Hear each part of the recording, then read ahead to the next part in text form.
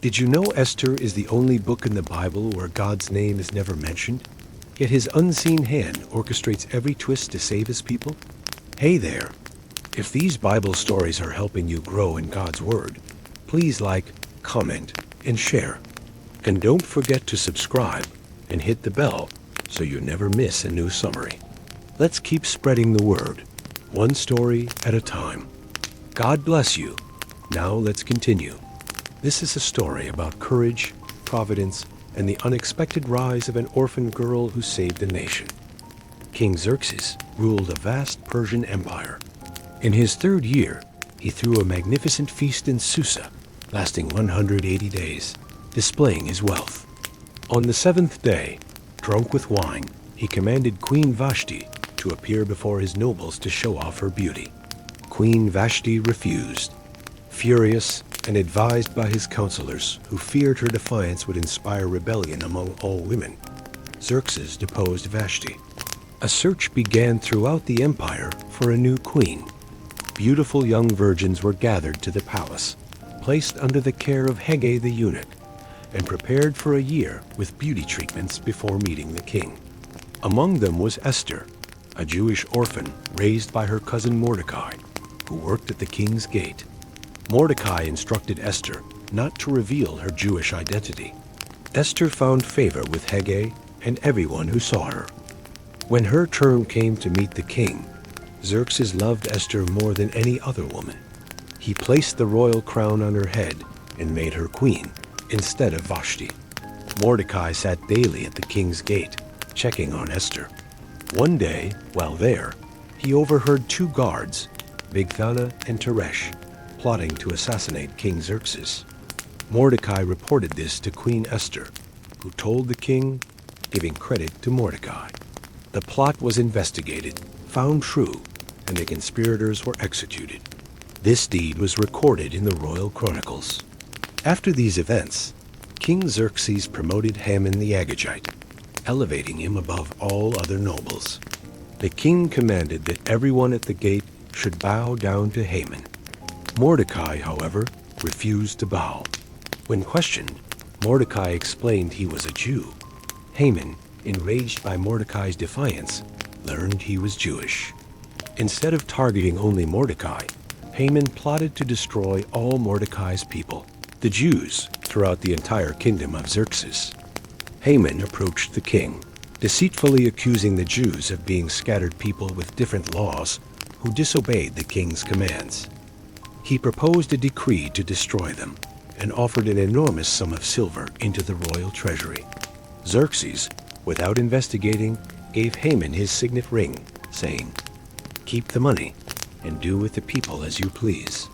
Haman had scribes write decrees in every province, ordering the destruction of all Jews young and old, women and children on a single day, the 13th day of the 12th month, Adar.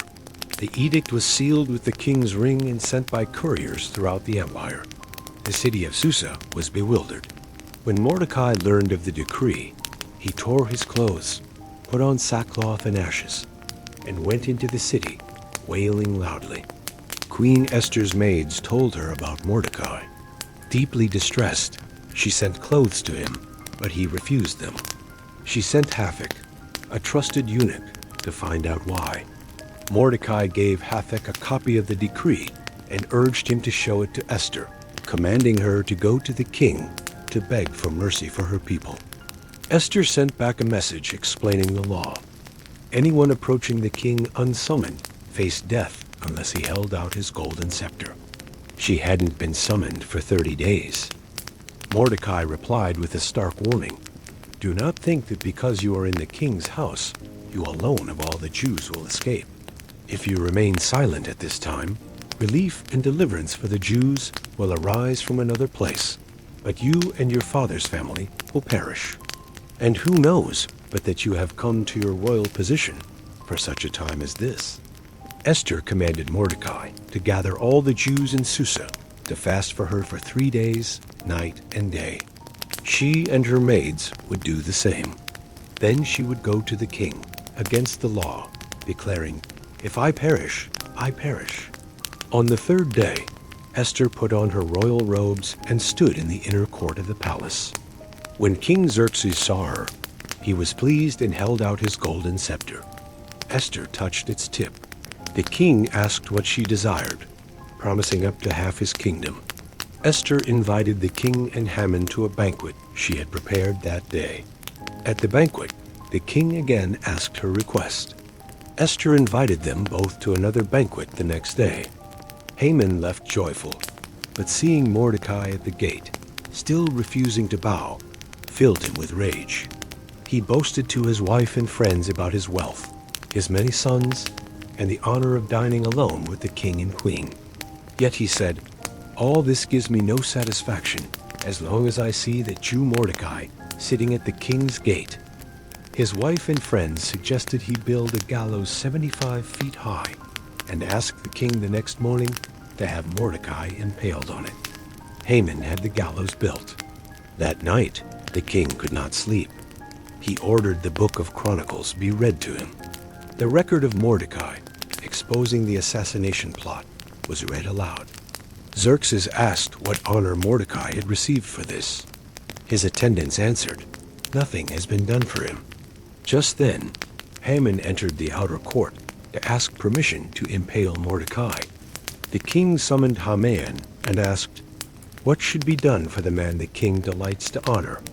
Thinking the king meant him, Haman suggested royal robes, a royal horse, and a royal crown, with a noble leading the man through the city proclaiming his honor.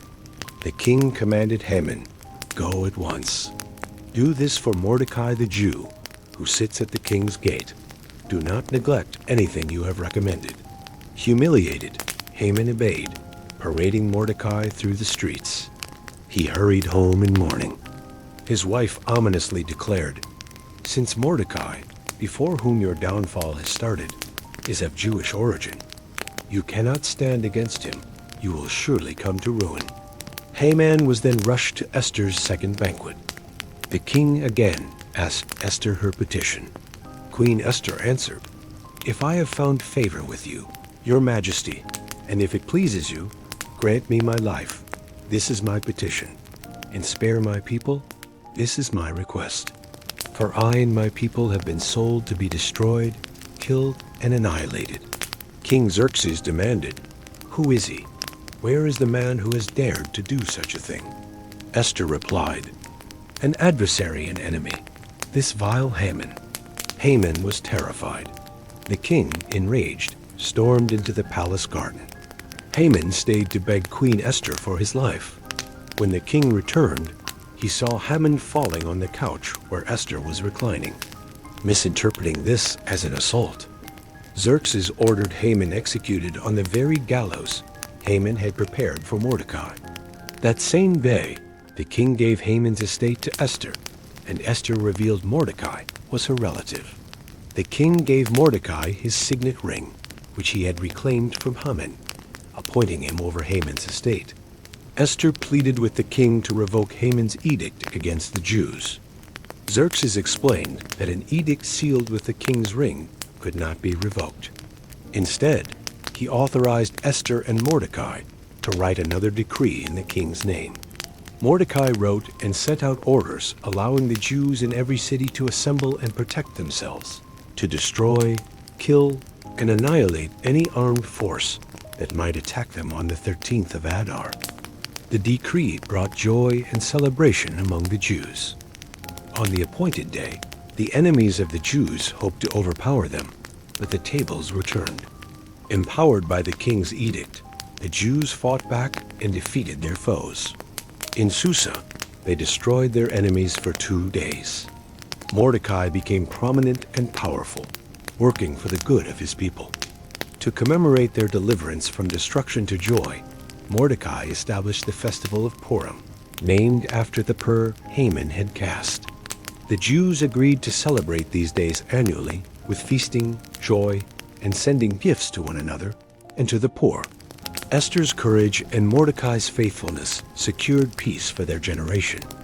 The book of Esther powerfully reminds us that God often works behind the scenes, orchestrating events for the protection and deliverance of his people, even when his name is not spoken. It challenges us to trust in his sovereign providence, recognizing that our positions and circumstances might be divinely appointed for such a time as this.